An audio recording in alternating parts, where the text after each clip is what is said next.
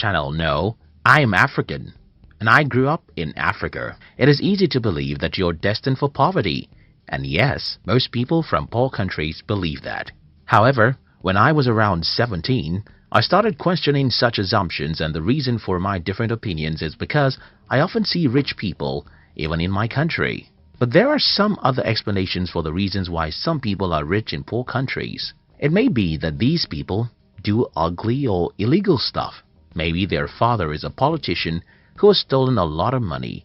Or maybe it's just luck. Anyway, I decided to study how money works and see myself whether being rich has something to do with luck, stealing, or anything like that.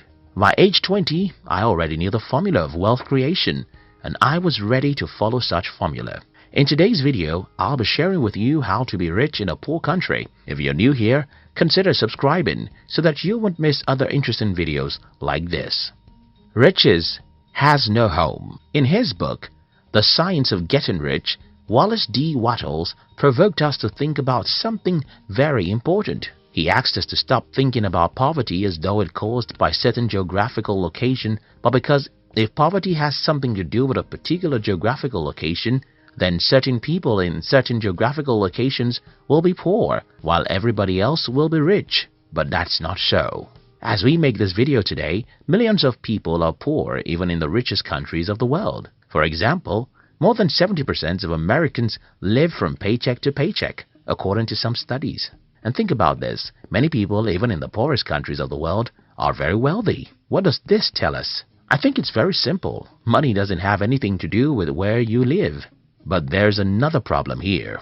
If money doesn't have anything to do with where you live, then why do we have more poor people in certain continents than others? Why do we have more poverty in Africa and Asia than in Europe or America? I think I have an answer, and that has to do with conditioning.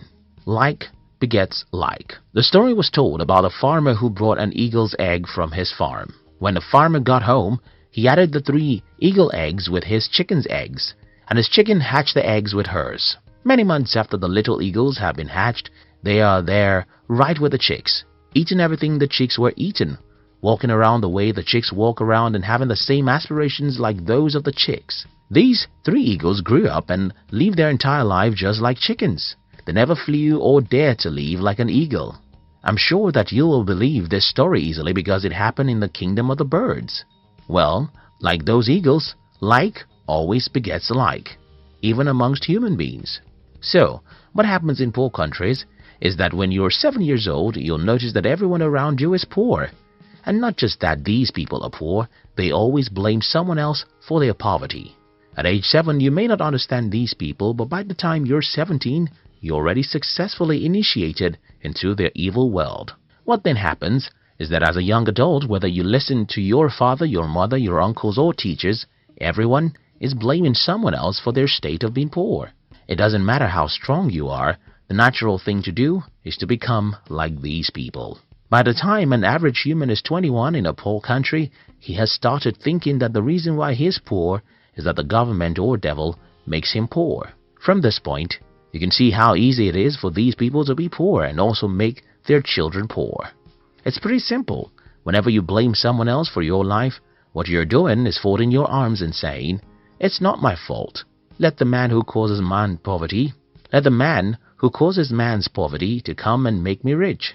It's not my fault. Let the man who causes poverty to come make me rich." So the number one reason why most people are poor in poor countries is that everyone around them is poor when they are growing up. These people would not have become poor solely because everyone is poor. It's even worse because most poor people blame someone else for their poverty, and then they successfully teach their children to learn how to blame others for their lives. They have successfully destroyed such children's lives because they too will grow up not taking responsibility for their lives. The other problem about growing up in a community where everyone is poor is because you will never have any worthwhile mentor. Because everyone is poor, their advice will just lead you to where they are, and that's not where you want to be. For instance, I had to stop taking advice from everyone in my family when I was about age 19. The reason I stopped taking advice from these people is that all their advice is very bad, and they think their advice is the best. For example, my family members advised me to get a university degree because if I don't have a degree, I cannot be successful in life. They advise me that it is good to work for a bank, while I think it's better to build a bank. I mean, almost every advice my family members gave me about money, even till this day, is stupid. And what I did was to ignore them and instead choose successful people online and through books to be my models. Not everyone can do what I did. In fact, not everyone will ever have the insight into the fact that your poor uncles and parents had given the wrong advice about money. And that's a major reason why most people in poor countries are poor. The strong exploit the weak. When I claim in this video that one of the reasons why most people are poor in poor countries is because they have poor mentors, someone will ask me, okay, who made the first man poor before he became a mentor for others? This is a good question, and the answer is in the fact that the world is a jungle where the strong eat the weak. Most of the years of our existence as humans are filled with battles between nations. We should also remember colonization and exploitation from one country to another. All these battles would not have left some countries poor if not because they are not physical battles. Think about it, as you would think about rape. When a man rapes a woman, he thinks it's just a physical act, but for a woman, it's spiritual and emotional. And though the act of rape can happen in 5 minutes, the victim can live with the pains for 50 years.